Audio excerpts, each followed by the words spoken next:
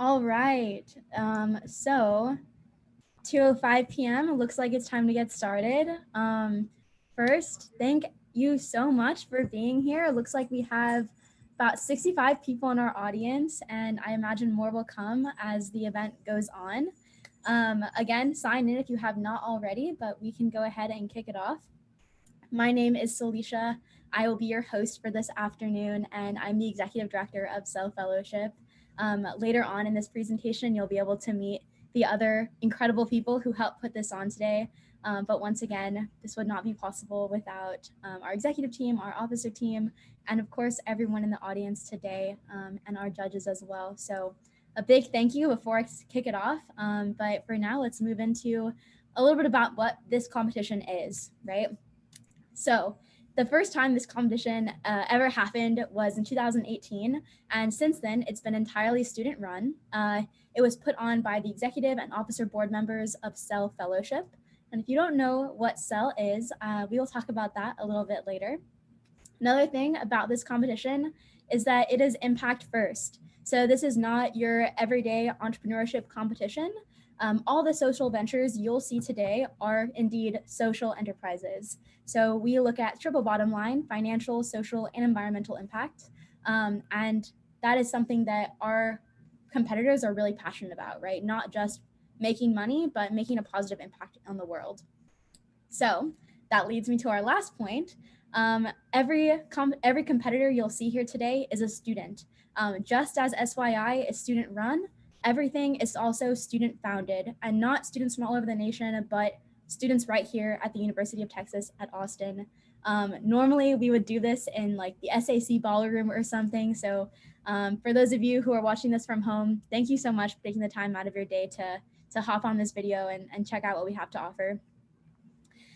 Here's what the day is going to look like, or the next couple hours. So we just did our intro.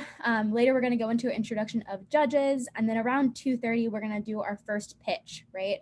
Then we're going to have our second pitch and our third pitch. And we do not know who these finalists are yet. Well, I do, but you guys don't know yet, and you will soon. So after we hear everyone pitch, we'll let the judges go back to deliberate, and we'll announce raffle winners, because if you signed in, then you are now eligible to win potential Cell merch or a donation from Cell to your favorite charity. So that's our thank you to the audience for attending. And after we announce those raffle winners and after the judges are able to deliberate, we will announce the winners and close it up around 3:50 to 4 p.m. So I mentioned earlier that I'm going to talk a little bit more about the Social Entrepreneurship Learning Lab, aka Cell Fellowship, to learn a little bit more about what exactly we are. First and foremost, we're a fellowship for students that focuses on social impact curriculum. We like to say informed by experts and curated by students, because our curriculum would not exist without the help and support of so many people that love and care about Cell and Cell community members. For example, we have Dennis Passboy, who has helped me so much with my knowledge of Cell curriculum and my knowledge of social impact. He's my thesis advisor, so I'm definitely biased, but he's also a judge today. But up to this point in time, Cell Fellowship curriculum has been taught to over 100 students, and you will see 3 of these students today. So we like to talk about social impact curriculum more so in the ideator, and in the incubator, which is where these students are from, we focus more so on enterprise development. So in this stage of Cell Fellowship, fellows are able to take an idea that they formed in the ideator and really bring it to fruition in the incubator. They work on proof of concepts, they hone their entrepreneurial skills, hone their business skills in order to actually build their social enterprises. And the last thing that is incredibly important to Cell Fellowship is the Impact First community. I mentioned in a previous slide that this is an Impact First competition, and we care about impact over everything.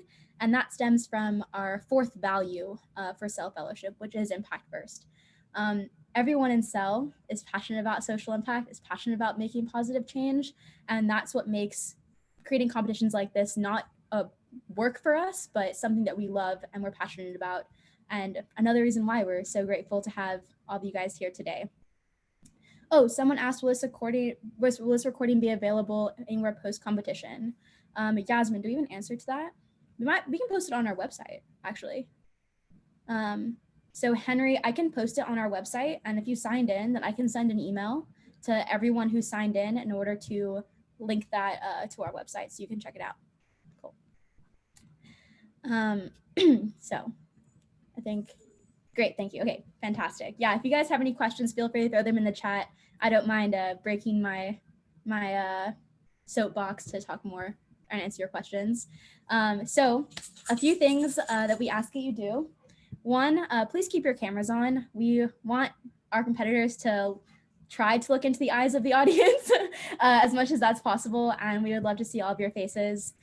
Two, keep your microphones muted. I know in my case, I have a dog in the background. You might hear her squeak her toy or bark every once in a while, so I apologize in advance. But we ask that you keep your microphones muted. We also ask that you use these Zoom backgrounds that Yasmin and Corey are going to send in the chat. So if you'd like to use the background, you can. You don't have to, but it'll look really nice when we take some pictures.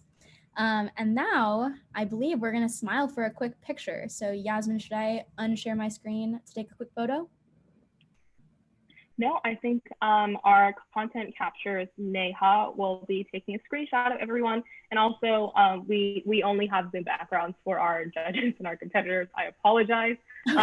But if you don't feel comfortable sharing what's behind you, totally good. I would just love to see your faces in our pictures.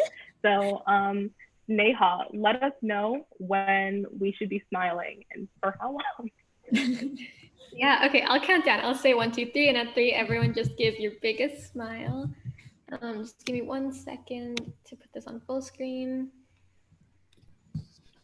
And we'll have to do it in phases because we have a lot of people. We'll have to do it in chunks, but. Okay. Okay. 1, 2, 3, smile. Okay, y'all are just gonna have to keep doing this because I have like a few more slides. So 1, 2, 3, smile. Okay, 1, 2, 3.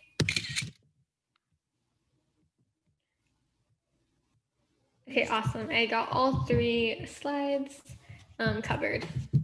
Awesome. Thank you, Neha, and thank you everyone for bearing with us. It's not exactly the same as an in-person competition, but we'll take what we can get.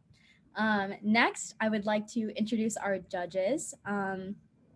So first we have Andrew Davis, who is our representative from Techstars here in Austin, and he is a global startup engagement specialist, and he's in the audience here. You can see judge underneath where mine is board member. There's his judge. Next, we have Hannah Smilansky. Tell me if I said that wrong, Hannah. I'm Smilansky, but it's okay. Smilansky. Okay, I'm so sorry. Hannah It happens. I know my name's Celicia, and yeah, people always butcher that one.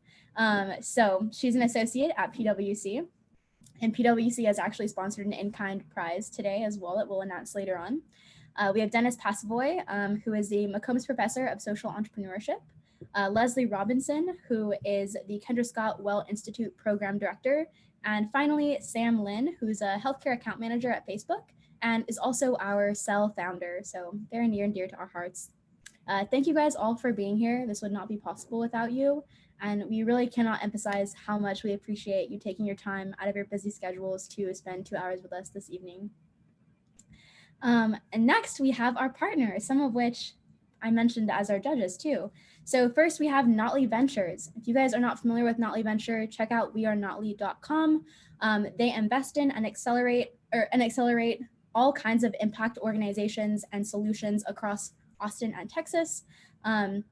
They provide resources through Philanthropitch, through like startup community boards and stuff like that. And I highly recommend you guys check that out. Next, we have the Blackstone Launchpad at UT, something very near and dear to every Cell Fellow's heart. We spend half our time in Blackstone Launchpad and the other half probably in class somewhere, right? So the Launchpad is actually powered by Techstars, and it's a program that helps students of all backgrounds navigate and explore the entrepreneurship scene. So the Blackstone Launchpad is actually in the FAC, and when COVID has gone away, I very much encourage you guys to come check out Blackstone. It's a great space full of great people, and we love to spend time there. And next we have the Kendra Scott Well Institute. If you're not familiar with the Well Institute, it is meant to empower the next generation of female leaders who will change the world through entrepreneurship, empowerment, community building. So definitely would recommend checking out these different organizations. They are incredible and we respect them so much and really appreciate their time for their time, money, and in-kind contributions that they have given to SYI and Cell Fellowship. So thank you guys very, very much. Next, I'm going to introduce our executive board. So you guys have met me. My name is Alicia, and I'm the executive director of Cell Fellowship. I'm a senior here at UT. I'm also going to introduce Yasmin Young. She can give a little wave. Yasmin is our incubator director, and she's also a senior at UT. And next we have Sam Stafford, who is our ideator director. So he leads the fellowship that prepares students for the incubator, and he is a junior here at UT. And of course we have Corey, who's our admin director. He handles so many operations that go on behind the scenes. This would not be possible without Corey, and he is also a junior here at UT. So now I'm moving on to the rest of our team, because this kind of event is not possible with just an executive board. We very much need our officer board and the rest of the support team that comes together to make something like this happen. We have Aditya Bajwaj, Anne Nguyen, Madison Gray, Deepti Arvapelli, Neha Valmiki, and Cassie Thompson. I want to give them all a massive shout out because they have put in so much time, so much effort into creating this event, and I would probably be passed out somewhere without them. So really appreciate you guys and all your work. Next, I'm going to pass it over to Nina for a brief moment so she can talk a little bit more about Launchpad. Throughout this kind of presentation, we'll have some little plugs from our sponsors. So Nina, it's all yours. All right. Hi, everyone. So different to see y'all virtually, but still so excited to be part of Cell.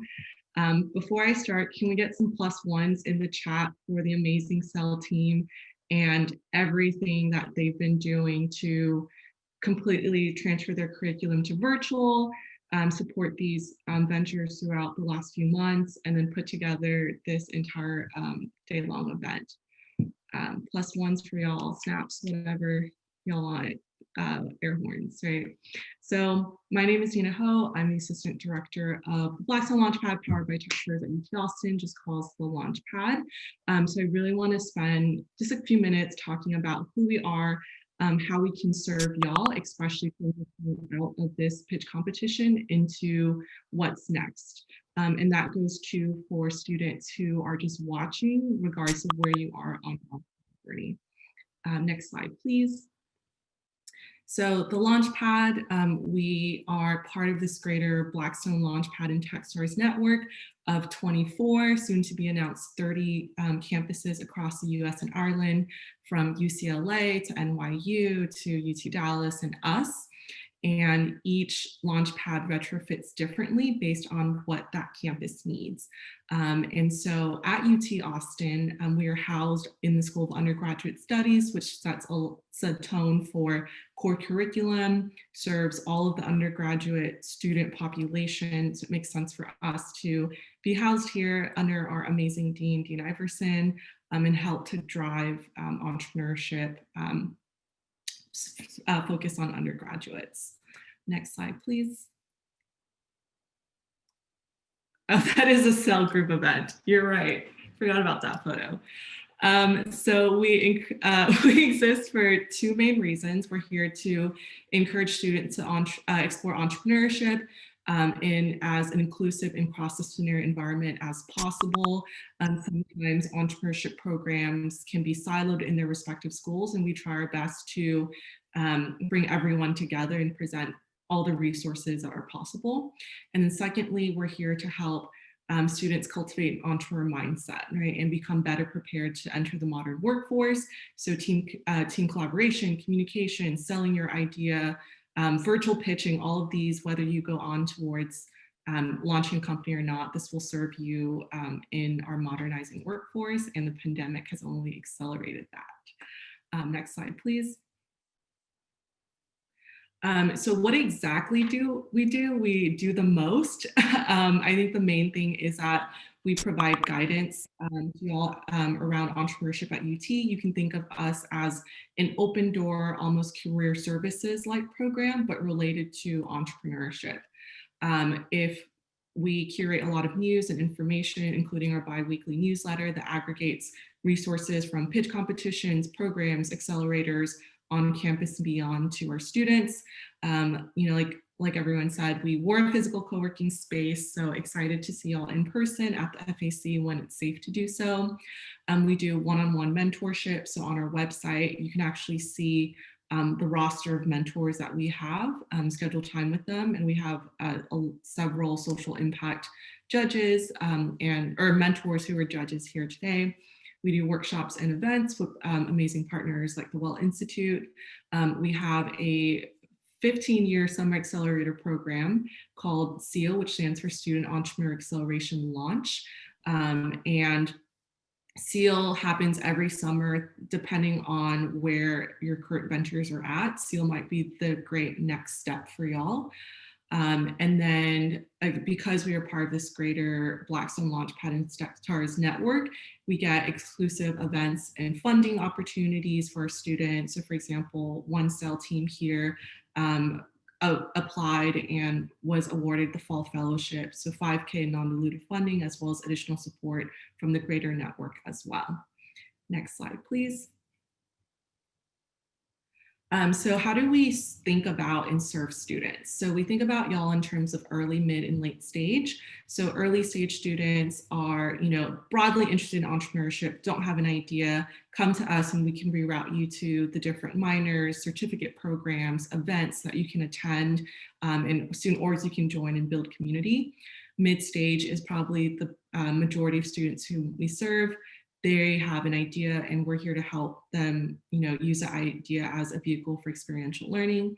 And late stage are the handful of teams that we work with that have active users and or revenue, and we're here to help y'all take it to the next level as well. Next slide, please. We have a smattering of services just mapped out serving different populations as well as new ones, including our startup grants, which we're launching next summer. So if you're interested in that, I can share more info separately. Next slide, please. And then here's Launchpad by the numbers for last year. So we served about, over 1,000 students, produced 27 events, had over 300 mentors, including, I believe, a lot of SEL ventures, helped students raise 30K in non-dilutive funding. 100% were actually minority founders. And these are some of our ventures stats that we reported from January to June of 2020. Next slide, please. And again, the UT startup ecosystem is super robust. There's over 50 plus programs. These are only a smattering. And so we are here to really help you navigate and wayfind and get to where you need to be during your time here in college. All right, last slide, please. So again, feel free to connect with us. You can email me, my email's right there. You can visit our website, launchpad.utexas.edu to learn more. Follow us on social at launchpad.ut, and take a few seconds to sign up for a newsletter. That's probably the most accurate and in-depth way to stay up to date on everything entrepreneurship at UT. Okay. All right, thanks for the time, y'all. Yes, thank you so much, Nina. And now it is time to announce our finalists, and I am so excited. So I would love to get some action in the chat as we drum roll. I wanted to play music, but I wasn't really sure what to do with that. So we'll drum roll for our first finalist, and that will be Everest, founded by Kenna and her team. So she's the first finalist. And I'll take a moment just to say how hard our teams have worked over the past many, many months. Kenna is gonna tell you about more about her venture later. So we will move on to the next finalist, which is SYI, founded by Mansi and her team. So we will hear from her later as well. And for our final finalists, we can have another drum roll. And I'm trying to go slow to build up the anticipation, but I guess I could never really host a talk show or something. So we'll drum roll it one more time for our final finalist, who is Pasta Party, founded by Kira Patel. So thank you guys so much. You're going to hear from them in a little bit. We're very excited. And I really cannot emphasize enough, these are our finalists, but we had many other cell and non-cell ventures compete in our prelims this morning. And it was extremely competitive. And we want to applaud everyone who participated, all the teams who came out and showed their stuff and who are working towards social impact. Don't let this competition, if you did not make finals, be the end of your enterprise. There are going to be so many more opportunities to pursue the work that you're doing, whether it be through Notley, through Blackstone Launchpad, through the Well Institute, or through really any means. There's so many opportunities, as Nina just said, here at UT. So even for those teams who are not on this slide right now, please reach out to us. Cell wants to support you. So many UT resources want to support you and are here for you. And we are so excited to see where everyone goes. But yes, next we will go ahead and play this quick video from our partner, Well Institute, because they have a really awesome event coming up. So I'm gonna play this. If you can't hear it or something, hit me in the chat and I'll try and fix anything that's technically wrong. Oh, okay.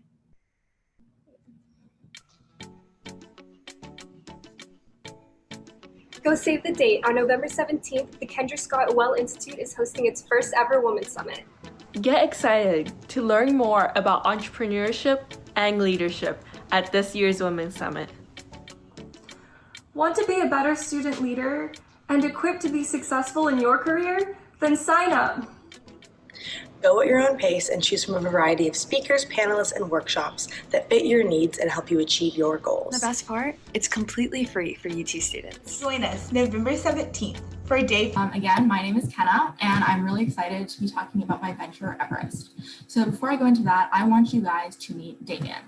Damien goes to a Title I high school, and his parents need help paying all the bills. So Damien, he gets a job and he works at McDonald's.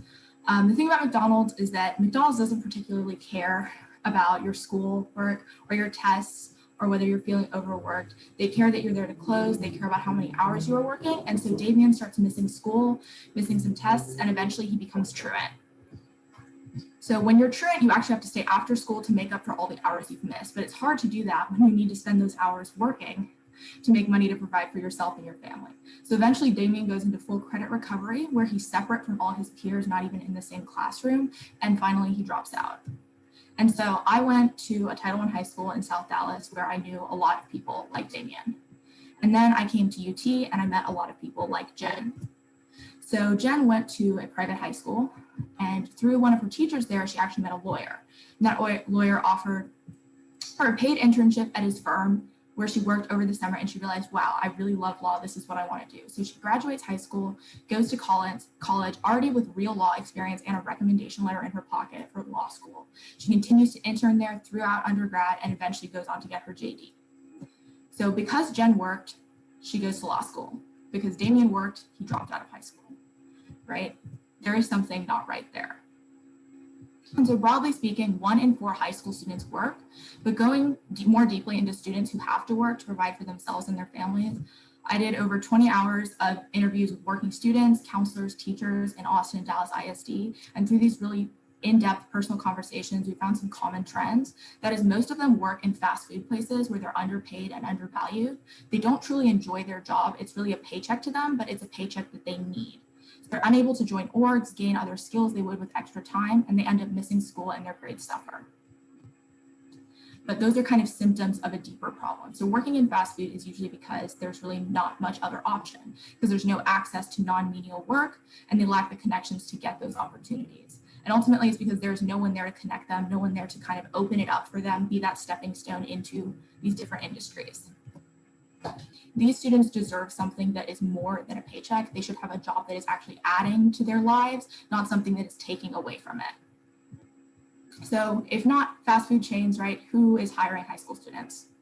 Startups. More specifically, these are some of the startups that are on our platform.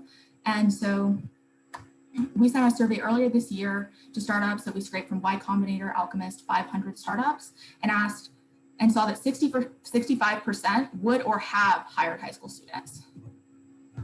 And so apart from the survey, doing more in-depth interviews with them, we found that recruiting is a huge time drain for startups, especially with more traditional platforms like LinkedIn or Indeed, where they prize quantity over quality. So you can get anywhere from 30 to 300 applicants in just a day, but are they actually qualified for the job you're listing? Are they even really interested? Those applicants could be putting their resume to 50 other job openings and you have no idea.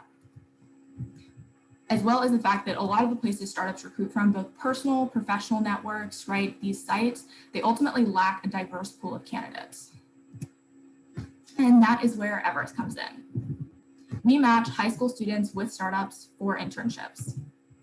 And so let's say Damien decides he wants to join Everest. Starts by signing up on our website.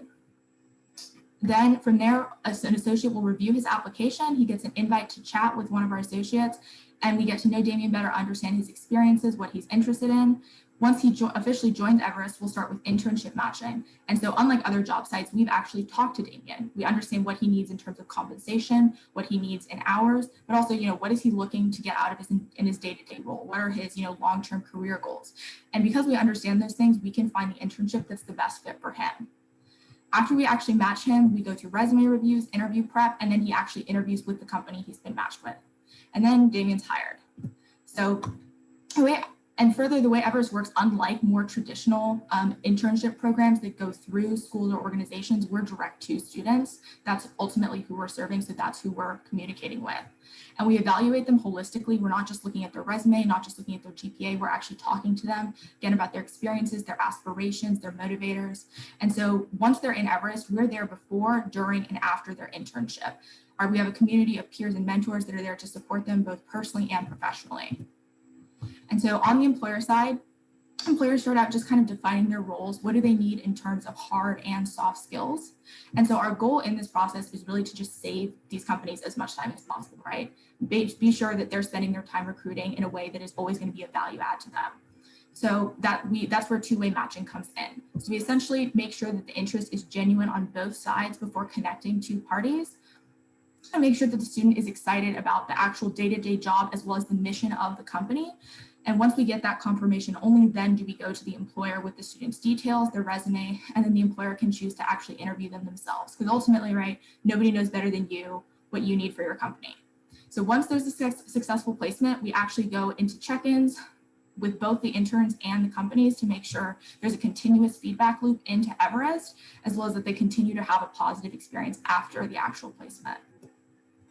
So again, with employers, our goal, right, is to save them time. And the way we do this is having a very high conversion rate from candidate to hire. Our current success rate is around 90%. And so I know I mentioned LinkedIn and Indeed earlier, but to kind of summarize further, we all do job postings, and that's about where the similarities end. We do holistic screening where we're actually talking to the applicants, whereas Indeed and LinkedIn do bare bones resume screening that can actually get rid of good applicants and leave bad ones in. So we take on that burden. We are sorting through good and bad candidates for the employers so that they can choose from good and better. And with two-way matching, we are making sure that all the relationships that candidates and employers have are actually meaningful, intentional, and not just something that you could have clicked a button and done. So the way we stay financially sustainable is with a flat placement fee that companies pay if they choose to hire our candidate. So only if they actually hire our candidate, we provided value to them, do they pay us. And so this creates a really low risk adoption for us, which is part of the reason we think we've seen some pretty strong network effects thus far. Actually on our student side, like just a month ago, we had a handful of students from California come in because I guess the teacher there decided to share it with her class. And so those two things combined with a low overhead allow us to be financially sustainable early on as well as continue to scale.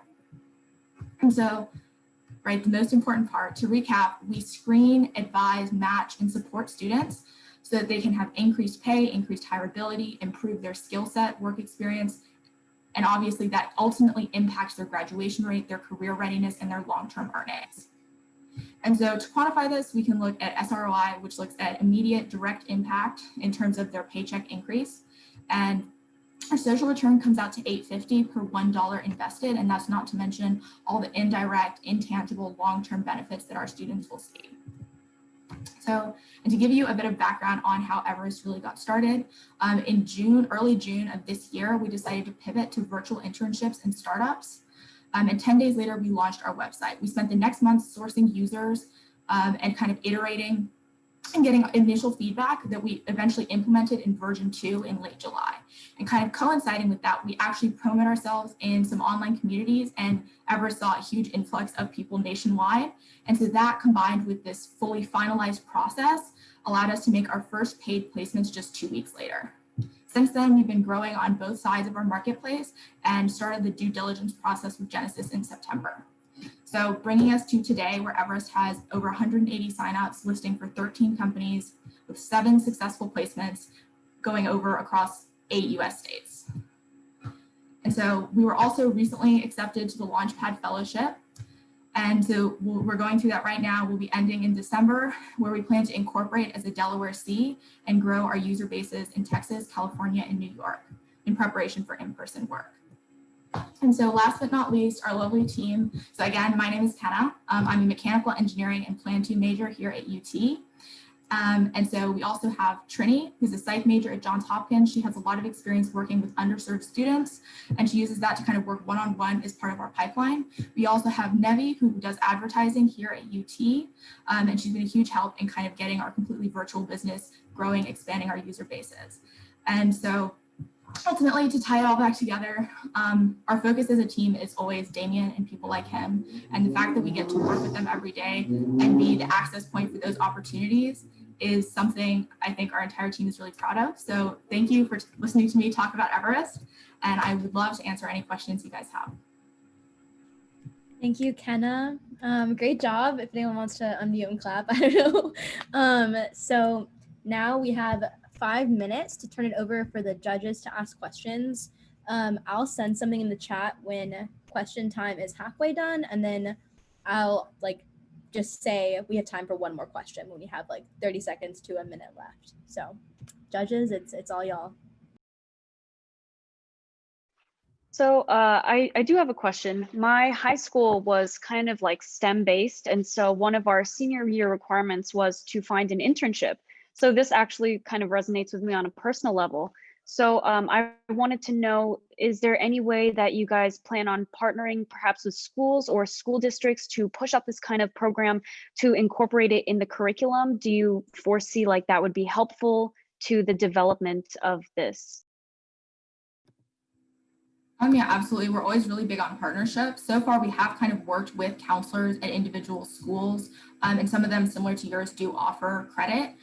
But we definitely want it to be accessible to students maybe where they don't go to a specialized high school, right? Maybe it's not necessarily to their school's benefit to help them get a job. We still want those students to be able to have access to it. So we're certainly open with partnering with school districts. Anything that can really help us reach more students is our goal here, but we definitely don't want to specialize in that way. And I think Dr. Passboy had his hand raised, so. I did. Thank you, Salisha. Kenna, you talked about flat fee, but I don't believe you mentioned what it was. Can you elaborate on what the cost is for a high school student to avail of this? Yeah, absolutely. So the students don't pay anything, right? The company is paying the flat fee. And when we did our surveys, we found that about $200 as a flat fee is viable in early stage startups, right? And that's kind of the base price we were going with. And so from there, we're planning on releasing a tiered pricing model, right? So some of our students are able to be really technically skilled, right? So if you have a student who has the coding abilities of somebody who's in college, that would be a higher placement fee than if you really want an intern so you can mentor somebody, right? They're offering different skill sets, different specialties. And so in that way, we would differentiate our flat fee.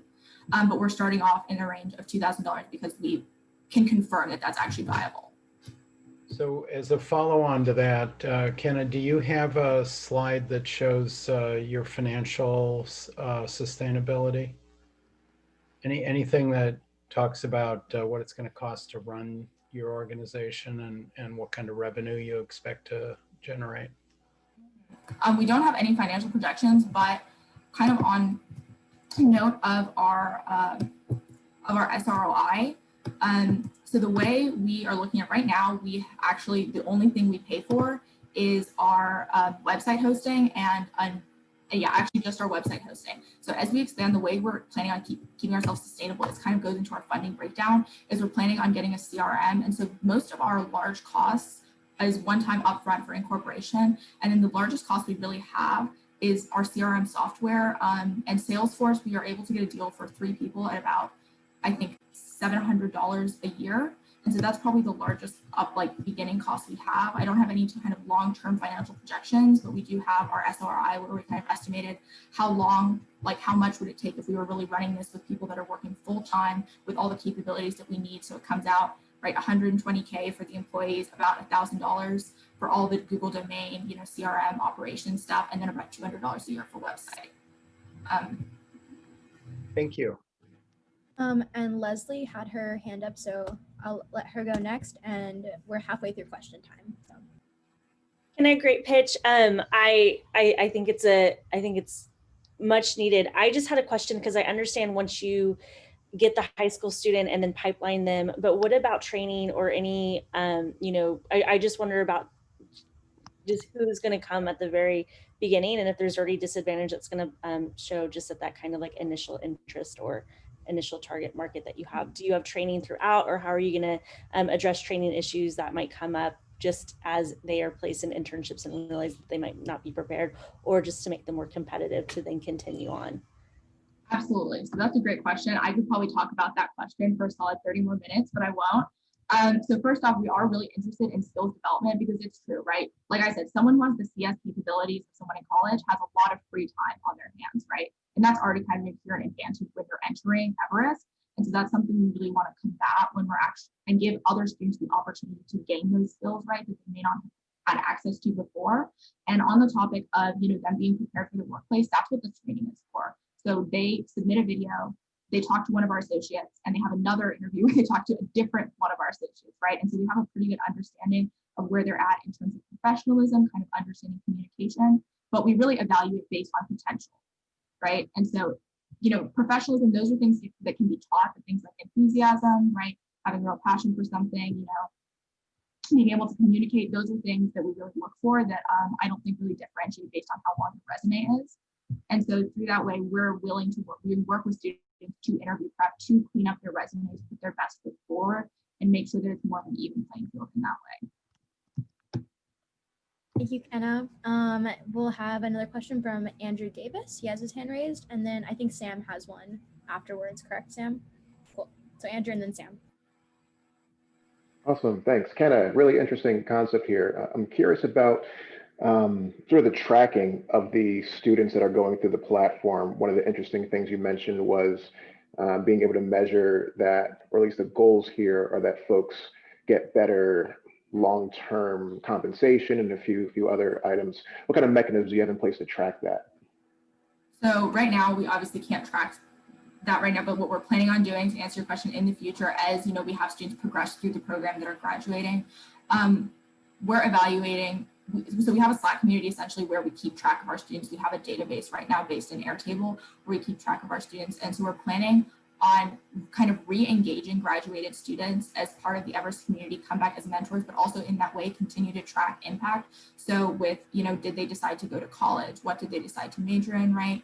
And also not as powerful in terms of pure data, but anecdotally, right? Did they meet someone that actually gave them a connection that they used in the future? Did they feel like that internship really changed their trajectory? And, if they didn't, why not, right? Which is really the most important part. So kind of keeping those people engaged is our focus throughout, even after they kind of graduate the program. So like you said, we can track long-term impact. So we're looking at, right, graduation rates, looking at what they're majoring in, right? Looking at their ability, their kind of soft skills, their abilities to communicate, were they able to kind of, develop that further through professional work. Got it. Thank you. Kenna, one of the things that you talked about a lot was the value proposition of the two-way vetting. Obviously, this is a hugely competitive industry ripe for disruption. It seems to me one of the major parts of that is how you vet the students so that it's a high quality, candidate for employers. Can you talk a little bit about whenever you say, talk to Damien, what exactly are you talking about? What does that vetting process look like? Yeah, for sure. So our screening process is pretty intensive. First off, students have to send in a video. And so the thing is, it's not really time intensive, right? It comes out to about 35 minutes of the student's time. But what it's really about is, are they willing to kind of put in that little bit of effort? And so they just have to record like a 2 to 4 minute video initially. Then we invite them to a really casual chat. I realize for high school students, right, it's kind of odd to get on a video call with somebody you don't know before and tell them all about yourself. So we try and make it really casual, really inviting, right, and just chatting. And then the second one is a little bit more formal, where we're actually kind of seeing how would they do in an employer setting, right? Now that we've established, how they are normally, are they able to convey that when we ask them questions like, tell me about yourself. What's your biggest strength? What's your biggest weakness? And that's how we're able to not only evaluate the student, but also kind of evaluate their readiness for an employer. And so then we're talking about, and within those interviews, we're also talking about, what are your aspirations? We ask them what roles they want. Once they're actually in Everest, we again ask them, what are you looking for? Do you care about the industry, or do you really care about the role that you're doing, right? We reconfirm, like, what are your hours? What are you looking for in terms of payment? So that we're always kind of being sure we're meeting the students' like core needs. Awesome, thank you. And that's about all the time we have for Q&A. Thank you so much, Kenna. Everyone, I'm gonna give her another round of applause. And thank you to our judges as well. I feel so I don't know if you can hear me clapping, but online. Okay, so I'm gonna give the judges 2 to 3 minutes to kind of conclude their note taking, wrap up their thoughts. And I'm gonna share my screen just so I can share some music with you guys as well. So while they wrap it up, I'll play some music. It'll be fun. And here we go.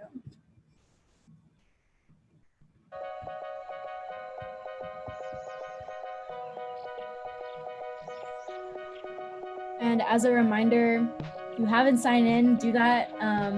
After all the pitches, we'll pick raffle winners for sell merch and a donation to your favorite nonprofit. So as Yasmin said, please sign in.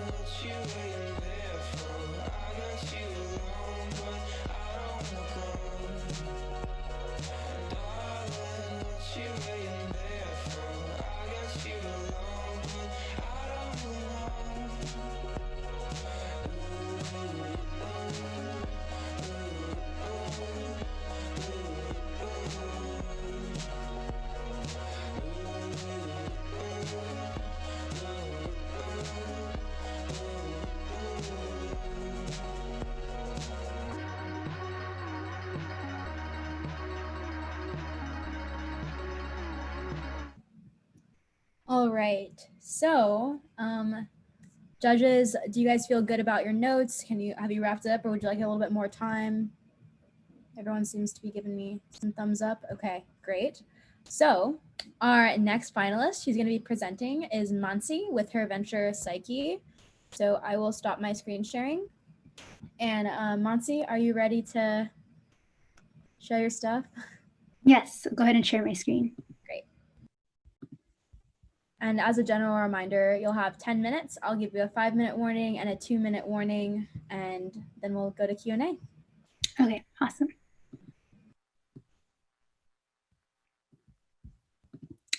So as Felicia said, hi everyone, I'm Mansi, and today I'll be talking about my social enterprise psyche. In October of 2019, I had my first panic attack. It was 2 a.m. on a Tuesday, and I'd gone back to my apartment after a late night study session at the library. As I laid down in bed, something felt off. Within a few minutes, I was short of breath, dizzy, nauseous, numb throughout my body, and my vision became blurred. The world was collapsing over me, and all I could do was sit there and wait for it to pass. The only way to describe it, utterly terrifying. I didn't know what happened, but for the next week, I dreaded going to sleep and fear it would occur again. No one ever thinks they're going to need mental health help, and I certainly did not. The thought of therapy made what I was feeling all too real and very uncomfortable. 4 months. 4 months is how long I spent second guessing if I needed therapy for my stress and anxiety. Not to mention, I didn't know where to start looking for it. By February, I realized I couldn't push it off any longer. I started looking into resources at UT's Counseling and Mental Health Center, CMHC. It took a few weeks to finally start my first therapy session, and even then, I didn't find it helpful. 1 in 5 people in the US experience mental illness, and it's most common amongst young adults. College students are particularly at risk because of major life transitions, academic stressors, and new responsibilities they have to take on at this age. In fact, 39% of college students experience a significant mental health issue in the past year, with anxiety disorders, PTSD, and depression being the most common. As student needs have risen, campuses have seen a correlated surge in demand for counseling. In fact, at UT, there's been an 88% increase in students served at CMHC over the last 9 years. Many schools, including UT, have tried to address this demand by shifting the focus of their counseling services to rapid access and short-term sessions. Overall, the decline in routine treatment suggests that students aren't likely to receive long-term care and attention after initial crisis counseling. To explore this further, last fall, I polled over 100 UT students to better understand their experience with mental health and use of university resources. From this, I learned that about 53% of students surveyed would rate their mental health less than a 5 on a scale of 1 to 10. More than half of those respondents had sought mental health treatment before, but among those who did, 50% said it wasn't helpful. So why aren't university resources sufficient for students? The most common pain points described by students were that it was time-consuming, there were long appointment wait times, and a lack of long-term care, all of which resonated with my own experience, which is why my venture works to tackle the time-consuming, stressful, and burdensome nature of finding a good therapist. SYI is an online platform that uses data-driven matching to pair students with therapists that fit their needs, making therapy more accessible. I'm Mansi, founder of SYI. Our director of outreach is Shri Maram, and Janani Gopal serves as the chief operating officer. Our team's backgrounds in business and STEM and passion for mental health advocacy make us the best fit for tackling accessibility and mental health care. So how does SYI work? It's a simple 3-step process. The student fills out a form detailing their top 3 preferences and matching criteria, along with detailed descriptions of each of the 12 fields. Usually, health insurance, mental health symptoms, and therapist specialty are the most common things students look for. Second, the SYI team then filters a therapist database according to the top 3 preferences. We analyze student needs and compare it to therapist offerings, striving to provide about 2 to 4 matchings. Our team then compiles the results and sends it to the client. The results include accurate contact information with the therapist bio and customized information, including a note to client and reason for matching. We also include next steps the client can take to help guide them throughout the search process. SYI sustains and grows its business by charging therapists to be listed in our platform. We bring clients to them and advertise their services in exchange for a small fee. After a 1-month free trial, practices can either join the basic plan, in which they're solely listed in the database, or the premium plan, in which they are listed and also marketed by SYI. We include premium members in the UT Student Network by advertising their practice on our website and mailing list. So far, we've partnered with the following group and private practices, along with 25 others in the Austin area. Also, a partnership with UT CMHC is in the works as we hope to include SYI on their portal or combine our therapist database with their current referral system. This would allow students to have the most options when seeking a therapist. So SYI got started from extensive beneficiary research, during which I learned about students' experiences with mental health therapy and through interviews and over 100 survey responses. Our first proof of concept consisted of gauging therapist supply. SYI currently lists 35 practices in our database, which holds holistic information that mirrors our matching criteria. Within the second proof of concept, we estimated student demand for this service through an interest form. Out of 24 students who needed therapy, 22 students expressed interest in being matched. The need for a service like SYI became even more urgent this year because mental health issues have spiked significantly due to the pandemic. And within the last month, we began testing the service, and I manually matched 3 students thus far. Our first test client wasn't able to afford therapy, however, they stated they would recommend the SYI service. They liked the personalized match explanations and quick turnaround. Overall, they found it to decrease their time spent searching for a provider after having looked for a therapist for the past 6 months. While many competitors have tried addressing access to therapy, we differ from other matching services based on our high reliability and accessibility. CMHC stands in the top left as there is huge variability in their service. Some students are offered only 1 session while others are allowed to come back for months. Their therapists are reliable, but this makes getting long-term care very difficult. On the opposite side of the matrix, Psychology Today is a free public therapist database which is easily accessible online, but much of the therapist's contact information is inaccurate and outdated, lowering its reliability. Therefore, our matching service differentiates itself in a few ways. We uniquely reach our target market by being a service made by students who have a good understanding of our beneficiary population. All of our marketing efforts focus on catering to our beneficiaries and reaching students across UT. Also, unlike competitors, our platform customizes each matching so students understand why their matches were the best options for them. We also recruit a well-rounded background of therapists. Through our partnership with practices, students are guaranteed a free consultation call when they contact the therapist SYI matched them with. Finally, we provide a quick turnaround so clients can start therapy as soon as possible and forgo long wait times.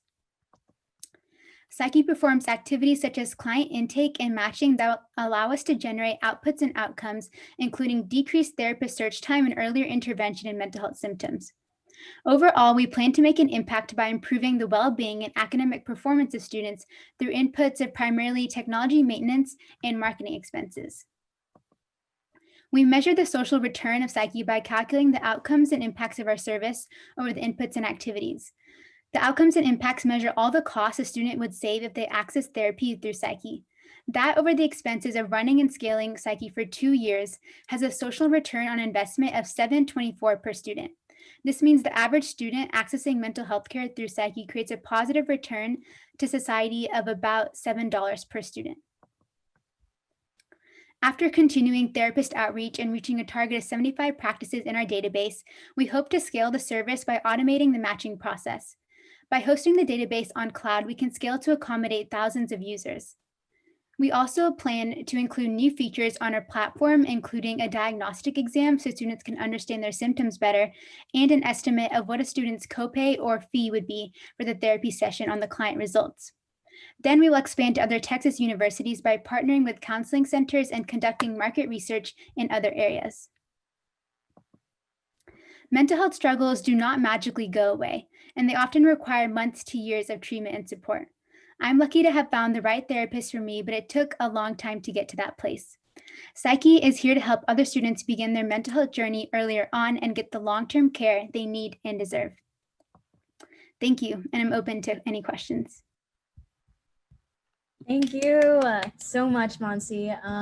Great on time. And now we have 5 minutes for judges to ask their questions.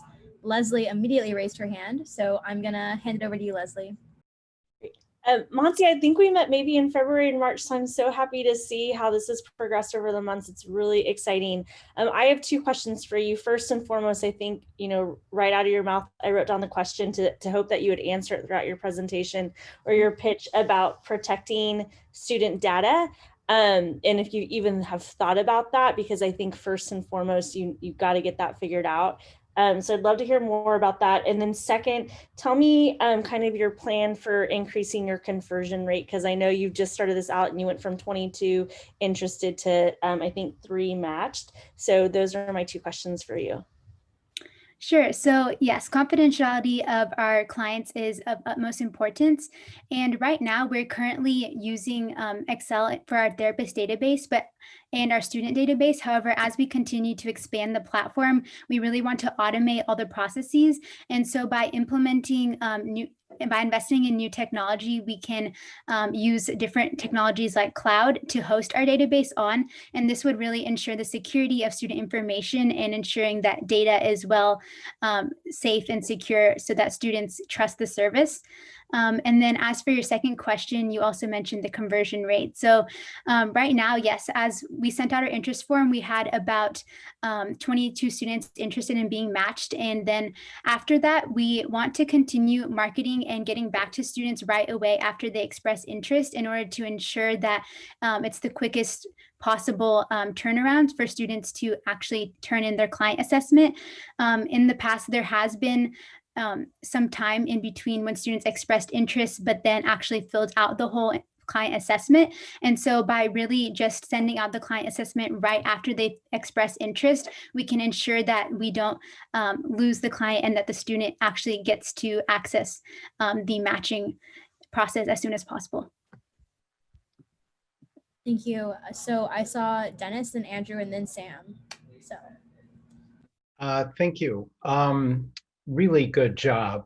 Congratulations on this project. You did a really nice job of expressing it very coherently and very easy to understand.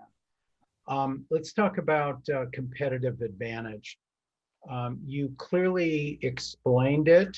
I wonder if you could go a little deeper and explain how it will be sustainable. How do you keep how can you be certain that your competitive advantage is something that can't be copied by others? Sure. So because Psyche is a service that uniquely targets just college students, we provide that benefit in our service and that therapist incentive by incentivizing therapists that are in surrounding college areas to particularly join this service compared to any other competitors. And because we market to students, we provide the most incentive to therapists to join because they are in college campus areas. And by therapists joining our platform at such a lower price compared to competitors, we give them the most return on investment of our service by giving them client referrals that are students in that area that they're located in. If I could ask a quick follow-on question. I know that you're not delivering any of the services directly, you're a referral service, but do you believe that there's any liability that Psyche would have with respect to the services that are being delivered?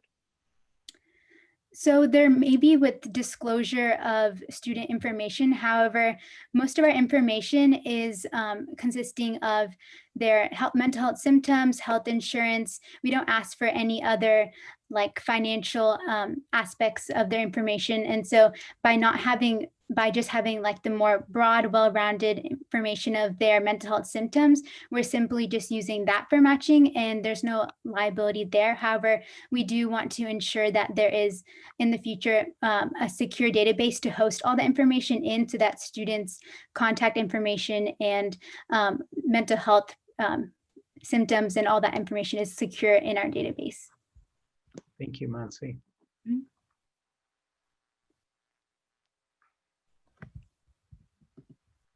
Monty, great job.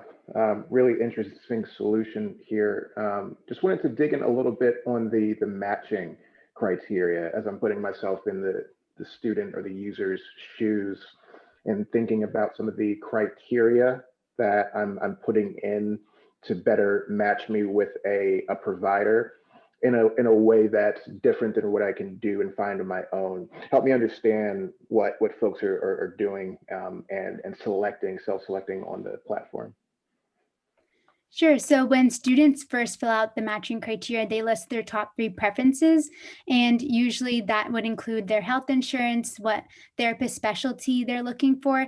And usually those are the main 2 things students would look for in a therapist. And then we go into our database and find, we filter the database depending on those top 3 preferences, and maybe also match them depending on other aspects that would also fit them that they mentioned, such as race or gender, which are also sometimes important for people looking for therapists. And those are the main aspects of the matching of the SYI service. Got it. Thank you. Sam. Hey, Monty. Oh, sorry. Yeah, Sam, you got it. That'll be the last question. Thanks, Alicia. Monty, fantastic job. Would you mind going back to the SROI real quick? Sure. I was interested in getting a little bit of clarification on this, especially on the week-long hospital stay. Can you tell me a bit more about how you broke down this number and why this is an outcome for your solution?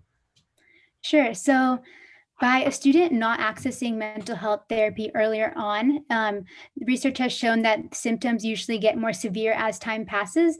And so this cost is the amount that a student would save by getting earlier intervention in their mental health. And usually a week-long hospital stay, if they were to be admitted to a psychiatric hospital, would be about $10,000. So that would be the total cost they would save by accessing therapy earlier on. Gotcha. And this SROI, sorry, quick clarification, is like a per patient? Yes, per student. Okay, fantastic. Thank you. Mm-hmm. Awesome. Another round of applause for Monsi. Incredible work. I am so proud of you and all of the work you've done up to this point. So love for Monsi in the chat. I'm going to give the judges another couple minutes to deliberate. And while they do that, I will share a quick video from our website. And then we'll move on to our last finalist, Kira.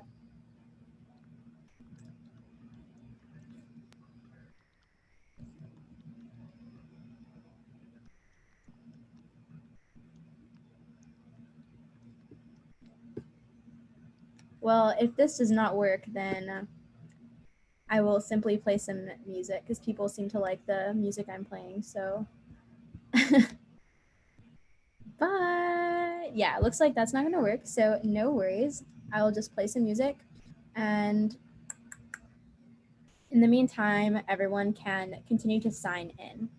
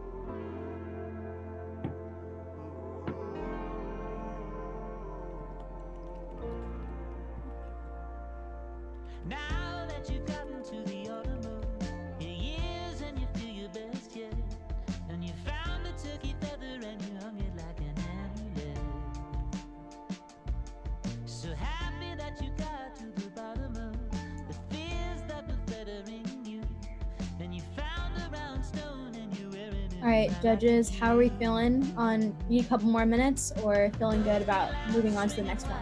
Good. All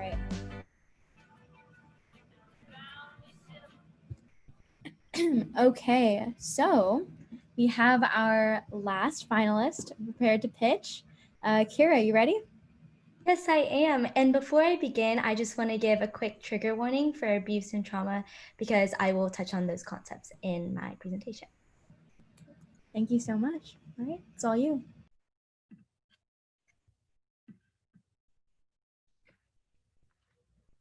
I want to introduce you to my friend Madison. I met her when she was 6 years old and in first grade. She's bright, energetic, spunky, loves to dance, kind, compassionate, and socially mature way beyond her years. Now I have a question for you. When you think back to your childhood, what defines it? Is it the playdates you had with your friends? Is it your favorite birthday party or those family celebrations and traditions you went to? Well, up until a few years ago, this was Madison's definition of childhood. Madison is someone who's been through the foster care system. And to hear a 6-year-old say that she is sad because her parents don't love her is heartbreaking. And it is her story and others like hers that motivated me to work to better the lives of foster children. I know Madison's story isn't entirely unique. There are 424,000 children in foster care on a given day. Even though I don't have the power to change these kids' circumstances, I do have the ability to make them feel loved, supported, heard, and valued. Hi, my name is Kira Patel, and I am the founder of Foster Party. As a business and psychology double major, I'm leveraging my studies to better understand the people I want to impact, children, especially those in the foster care system. I'm looking to explore the problem that foster kids are less likely to have a positive childhood experience, which ultimately negatively impacts their development and success in adulthood.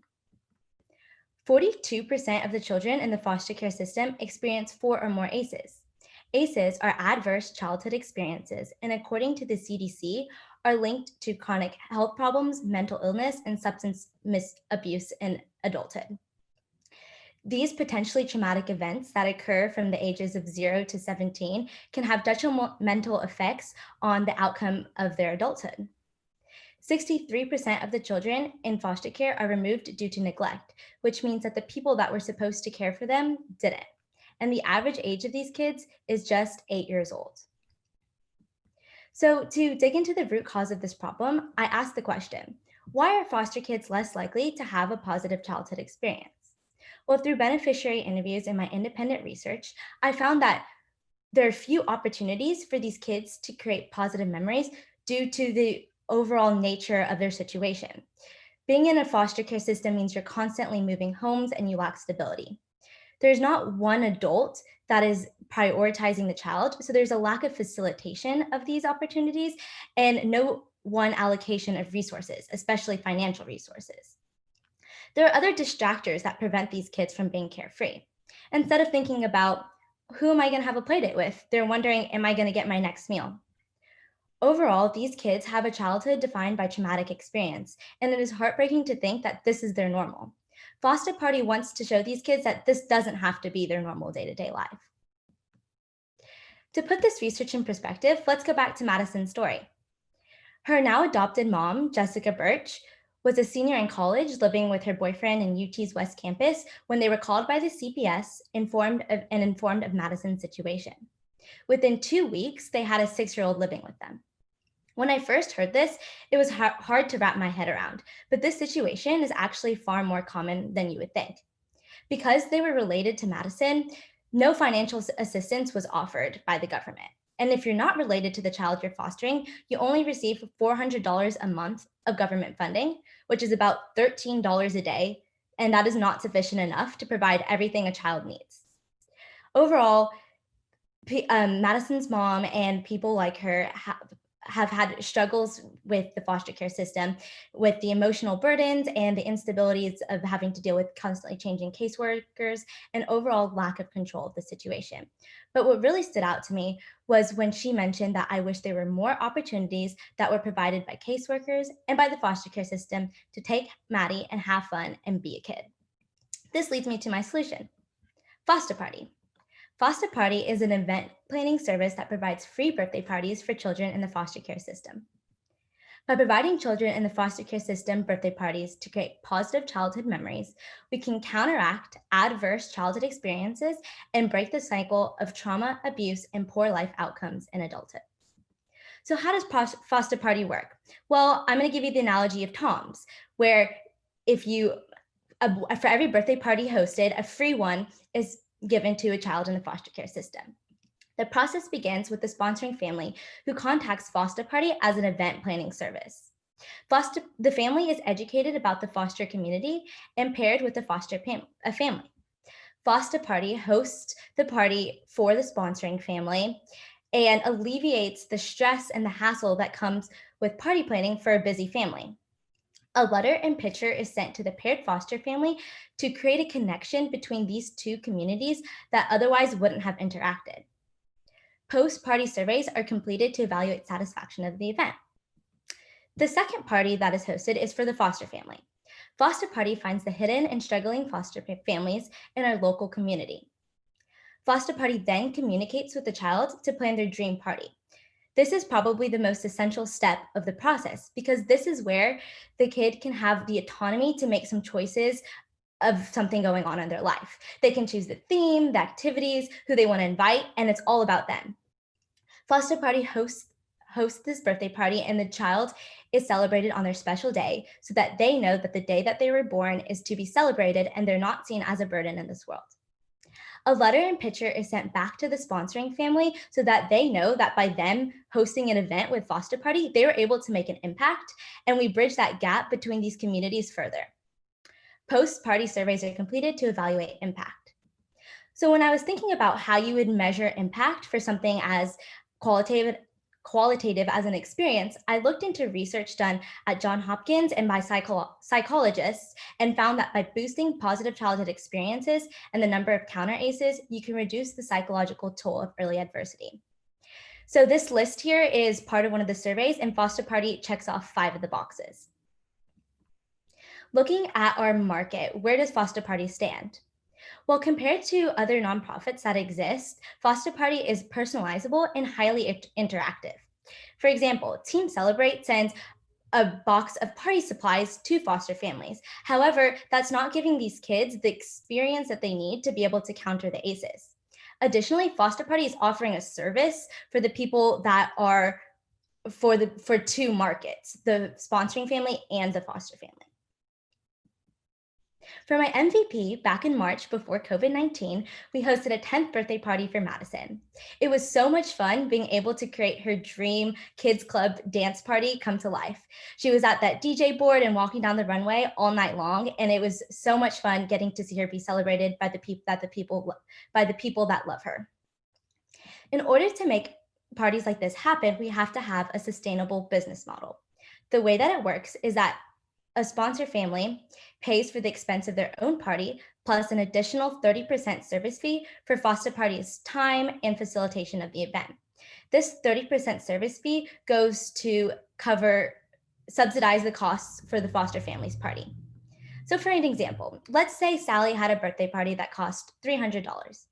Their family would also pay a $90 service fee, and this would cover costs such as food, party favors, cakes, drinks, the things that would need to be incurred every time you have a party. The other elements of the party for the foster family, such as decorations, venues, and labors, will be outsourced through the accumulation of inventory, partnerships, and volunteers. To measure our impact, we looked at impact divided by cost to get our social return on investment. For impact, we looked at how much it costs the US for an adult who's experienced 4 or more ACEs in their lifetime. This number came out to be a little over $3,000, and dividing that by the cost of a birthday party that foster party hosts, and in this case, I used the numbers from Madison's party, we got that $8 of impact is made to the foster community per dollar invested in foster party. The future of foster party looks bright. We are hoping to build relationships with craft and party supplies companies to receive in-kind donations and have places to host parties. In the time of COVID-19, this might look like we need a pivot to virtual parties, but we still want to ensure that foster kids are having the opportunity to create memories and be celebrated despite the current circumstances. So the next time you or someone you care about has a birthday, I hope you remember how important and meaningful something as simple as a birthday celebration can be. Thank you for your time. I'm open to questions. Thank you, Kira. Lots of claps. Now we have 5 minutes for judges to ask questions. No one has their hand raised, so whoever wants to go, feel free to ask. So I was wondering, besides birthdays, do you do maybe different tiering for other events and celebrations, like any sort of school graduations or other events? And also I wanted to ask about volunteer motivation. How would you advertise for volunteering? And is there any specific motivation that would inspire volunteers to participate? Yeah, thank you for your questions. I'm gonna address the first one, which I'm sorry. May you repeat your first question one more time? Or just, sorry, give me a memory. Yeah. Would you in the future increase Foster Party to include other events like other celebrations and graduations, etc.? Okay, I'm sorry about that. But yes, that's a really good point. I think for right now, we would stick to birthday parties until we can get to a large enough scale, because we're targeting the age ranges of 1 to 15. And we want to make sure that the families that are sponsoring and that the foster families that are being matched together, they have like some kind of commonality. So we'd want the age range to be similar. But then as we are able to become bigger, I think expanding to different events such as graduation parties would be something that could be the future Foster Party. And then for your other question about volunteers, actually, when we hosted Madison's birthday party, we had people that wanted to come and face paint, and they did. And so just outreaching to different organizations on campus that are centered around giving back. A lot of social groups and like organizations like SEL have people that are really passionate about this. And then also going to majors that kind of fit into the area of like child protective services, like social workers, and like giving them the ability to have hands-on experience with something in their field would be another way we could outsource volunteers. And then I had one more question about financial viability. So for example, right now, especially in times of COVID, you've seen like travel and entertainment industries really take a hit. So how do you foresee Foster Party to have financial viability when there is significant economic downturn? Yeah, that's a really good point. So with the increase of virtual events, that also kind of decreased our own costs. If we're hosting a virtual party, we're not going to have to pay for like a venue or like food supplies or really all the elements that would go into it. You could get creative with like your virtual backgrounds and the activities that you do and make it much more financially accessible so that the costs of the party would be little to none. And I see that Leslie has her hand raised. So Leslie, why don't you ask your question? Yeah, Kira, this was awesome. And Hannah, you took my question because I also wanted to know if you were going to do something more than birthday parties. So I think that that's, definitely in your future, but understand, needing to scope down. And actually, that's where my question comes down to is, what happens then the next year or the year after that, after they've had their, their birthday party? I mean, is this a continuous thing, or is it kind of like a one-time party? I just wonder then what that expectation might be then the following year. Yeah, that's a really good point. I think Foster Party, we would love to be able to continue and give birthday parties consistently, because that's kind of part of the model of just like creating a connection. And so if two families that are paired together have a really great relationship and they want to do the parties every year, like we would fully support that. And that is something that we could look into. I think right now, just when it's starting off small, it's just finding the families. And then based on their experiences, if they want to come back and they want to have another birthday party, we would love to do that.